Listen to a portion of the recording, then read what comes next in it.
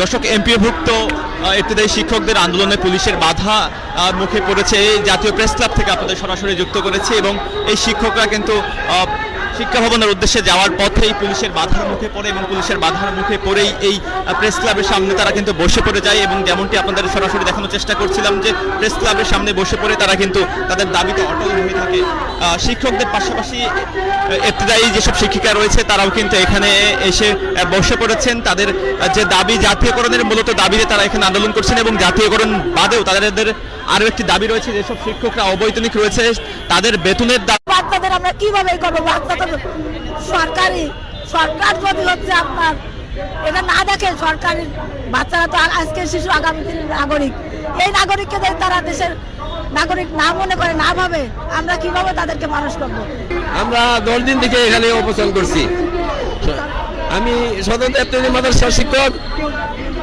সরকার গত জানুয়ারি 28শে জানুয়ারি স্বতন্ত্র ইবতেদায়ী মাদ্রাসা জাতীয়করণ ঘোষণা দেওয়ার পরে দাও সরকার এটাকে বাস্তবায়ন করে নাই।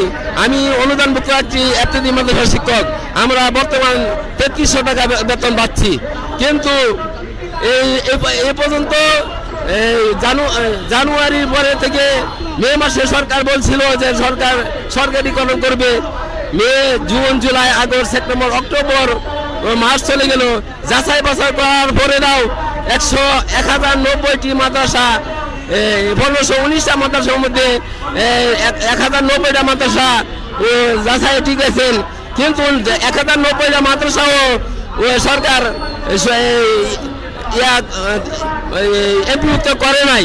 এই জন্য সরকারের কাছে আমরা বিনীতভাবে অনুরোধ করছি আমরা আমাদের দাবিগুলো যেন মেনে নেয় এবং আমাদের সন্তান পরিবার যেন নিয়ে সুখে শান্তিতে বসবাস করতে পারি। সরকারের কাছে আমরা আকুলভাবে আবেদন করছি উনি যেন। ধন্যবাদ আপনাকে। দর্শক, যেমনটি জানাচ্ছিলেন যে তাদের দাবির কথা তুলে ধরছিলেন। আপনি কোথা এসেছেন? আমি নেত্রকোনা জেলা দুর্গাপুর থানা থেকে এসেছি।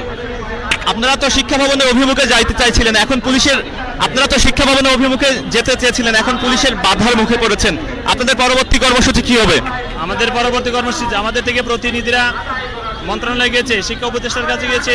ওইখান থেকে যদি আমাদের এই জাতীয়করণের বাস্তবায়নের কোনো প্রস্তাব প্রজ্ঞাপন না আসে, তাহলে আমরা পরবর্তী দ্বিতীয় পদক্ষেপে যাব যে আমাদের কি করতে হবে। আমাদের পদক্ষেপে প্রতিনিধিরা আসলে যদি দাবি আদায় না হয়, আমরা এর চেয়ে কঠিন আন্দোলনে যাব। আমাদের সকল শিক্ষক শিক্ষিকারা আরও চলে আসবে। এখনো মনে করেন 3 ভাগের 1 ভাগ আসে নাই, আর বাকি রয়েছে, সবাই আসবে। তাও যদি না হয়, তাহলে সকল শিক্ষক শিক্ষিকাদের পরিবারের ছোট বড় ছেলে মেয়ে ভাই বোন বাবা সবাই আসবে। তাও যদি না হয়, তাহলে আমাদের ইবতেদায়ী সকল শিক্ষার্থীরা এখানে আসবে। তবু যদি না হয়, শিক্ষার্থীদের অভিভাবকরা আসবে। আমরা এর আগে দেখেছি এমপিওভুক্ত শিক্ষকরা শহীদ মিনারে অবস্থান করেছেন, রাস্তায় তারা অবস্থান করেননি। আপনারা রাস্তায় অবস্থান করছেন কেন? আমরা রাস্তা অবস্থান করি নাই, আমরা ছিলাম প্রেস ক্লাবের সামনে শান্তিপূর্ণভাবে এক সাইডে। আমরা আমাদের দাবি আদায়ের লক্ষ্যে শিক্ষা মন্ত্রণালয় দিকে যাচ্ছিলাম, প্রতিমধ্যে প্রশাসন রাস্তা বন্ধ করে দিয়ে ব্যারিকেড করে দেয়। আমরা আমাদের দাবি আদায় না হওয়া পর্যন্ত আমরা এখানে অবস্থান করব। যদি আমাদের দাবি আদায় হয়ে যায়, আমরা এখানে চলে যাবো। আমাদেরকে এখানে থাকতে বাধ্য করেছে প্রশাসন। আপনারা তো এখন রাস্তায় অবস্থান করছে, কতক্ষণ রাস্তায় থাকবেন? আমাদের দাবি আদায় হওয়ার আগ পর্যন্ত আমরা রাস্তায় অবস্থান করব। এতে যে জনগণের ভোগান্তি হচ্ছে সেই ব্যাপারে আপনারা কি মনে করেন? আমরা আমাদের মতো অবস্থান করছি। সরকার আমরা না, কারণ আমরা আগে বলেছি, ওখানে থাকতে বলেছি যে যদি আমরা যাত্রাপথে কোনো বাধা বিঘ্ন বিশৃঙ্খলা, আহত নিহত রক্তাক্ত হামলার শিকার হই এবং ক্ষতিগ্রস্ত হয়, যানজটের সৃষ্টি হয়, বিঘ্নতা ঘটে, তাহলে এই সম্পূর্ণ দায়ভার সরকার। অথবা আমাদেরকে যাওয়ার আগে এখানে আমাদের সমাধান দেন। আমাদের এখানে সমাধান দেয় নাই। আমরা এই রাস্তায় যাচ্ছিলাম শান্তিপূর্ণভাবে, আমাদেরকে না দিয়ে এখানে প্রশাসন রাস্তা বন্ধ। এই জন্য দায়ী সরকার। এই জন দুর্ভোগ কষ্ট ক্ষতির জন্য সরকার দায়ী, প্রশাসন দায়ী, আমরা দায়ী নই। আমরা যদি আমাদের দাবি পূরণ করতে আসতো, তাহলে আমরা রাস্তায় নামতে না যেতাম।